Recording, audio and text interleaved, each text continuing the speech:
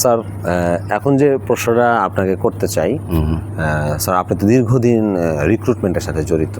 তো যখন একটা যেমন ফ্রেশ গ্র্যাজুয়েট যখন সিভি দেয়, তখন তো আপনি তাকে চিনেন না, তখন তার সাথে আপনার পরিচয় হচ্ছে শুধুমাত্র সে যে ইমেইলটা করছে, সে যে সিভিটা আপনার কাছে সাবমিট করছে।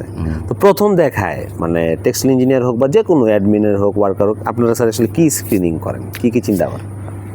প্রথমত তো একটা প্রসিডিউর আছে রিক্রুটমেন্টের, ইন্টারভিউর আগে এগুলো সর্ট আউট করা, তারপরে ওখান থেকে কিছু স্ক্রুটানাইজ করে যে কম্পিটেন্ট যে ক্যান্ডিডেট আছে তাদেরকে নিয়ে একটা ইন্টারভিউ বোর্ড করা। আচ্ছা, বোর্ড করা। আমরা প্রথমে যেটা করি, আমাদের একটা ইনিশিয়াল একটা রিটেন পরীক্ষা, তুমিও তো দিয়েছো। জি জি, আমি তারপরে দেন আমরা একটা ইন্টারভিউ নেই, ইন্টারভিউ নেওয়ার পরে আমাদের এখান থেকে যখন সিলেকশন হয় আমরা একটা ম্যানেজমেন্টে পাঠাই। ম্যানেজমেন্ট যদি ফিল করে যে না আমাদের ফার্দার ইন্টারভিউ দরকার আছে, ওখান থেকে ওনারা একটা অ্যারেঞ্জমেন্ট করে দেন, এটা অ্যাপ্রুভাল দিয়ে আমরা রিক্রুটমেন্টের প্রসেসটা শেষ করি। তুমি যেটা প্রশ্ন করলে যে ইন্টারভিউর সময় আমরা আসলে কোন জিনিসটা বেশি দেখেন বা কি খেয়াল করতে হবে, আমাদের যেটা ট্রেডিশনাল কনভেনশনাল ওয়েতে মানুষ কী করে, প্রথমে স্ক্যানটা করে হলো যে তার একাডেমিক ব্যাকগ্রাউন্ডটা আমরা দেখি, যে আসলে তার ম্যাট্রিক, ইন্টারমিডিয়েট কিংবা গ্র্যাজুয়েশনে তার রেজাল্টটা কী ছিল, যদি তার জব এক্সপিরিয়েন্স থাকে, কত দিনের ছিল, কোন অর্গানাইজেশনে ছিল, এই জিনিসগুলো প্রথমে আমরা দেখি।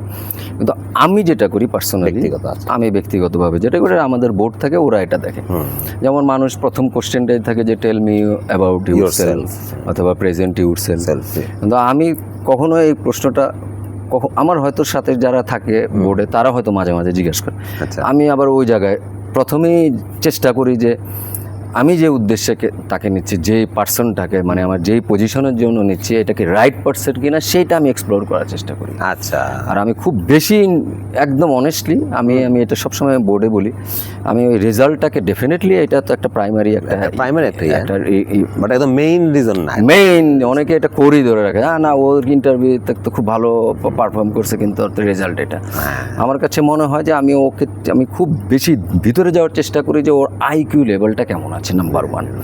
আর নাম্বার 2 হলো যে ও কি রিকোয়ার্ড কিনা, মানে আমি ওকে চেষ্টা করি ওর থেকে এই জিনিসটা বের করা যে তোমার হলো যে এই ও মানে আলটিমেটলি ওকে যদি আমরা অ্যাপয়েন্ট করি কিংবা রিক্রুট করি, ও আমাদের কোম্পানির প্রতি কতটুকু লয়াল থাকবে সেইটা আমি অ্যাসেসমেন্ট করার চেষ্টা করি।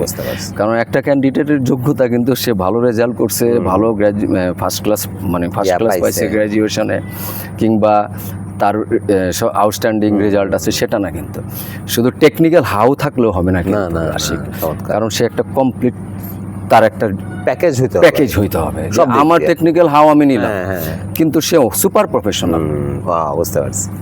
1 বছর থাকলো, আমার থেকে কাজ শিখলো, অন্য জায়গায় চলে গেল, আলটিমেটলি কোম্পানি ক্ষতি হয়ে যাচ্ছে। তো ওর থেকে কত, এই জায়গায় আমি আপনার একটা প্রশংসাই করে মানে সামনাসামনি করে ফেলি। আমার মনে আছে আমার বন্ধু ছিল সাব্বির, ছিল পুরা সিভিতে ও রেজাল্ট হতো যাই ছিল, কিন্তু আপনি সবসময় হাইলাইট করছেন যে তুমি ক্লাবে ছিলা, তুমি সায়েন্স ক্লাবের প্রেসিডেন্ট ছিলা, জিএস ছিলা, এবং আপনি পুরা সময়টাই ওইটা নিয়ে আলোচনা করছেন তুমি ক্লাবে কি করছো। এবং ও কিন্তু ভাইবা দিয়ে বাইরে আমাকে বলছে যে আমি ক্লাবের অ্যাক্টিভিটিস যা ছিল হামিদ স্যার সুন্দর মতো ধরে ধরে ধরে ধরে বলছে। তা আমি আপনার এটার সাথে স্যার রিলেট করতে পারি যে খুব সুন্দর একটা ইয়া হয়েছে। ঠিক আছে।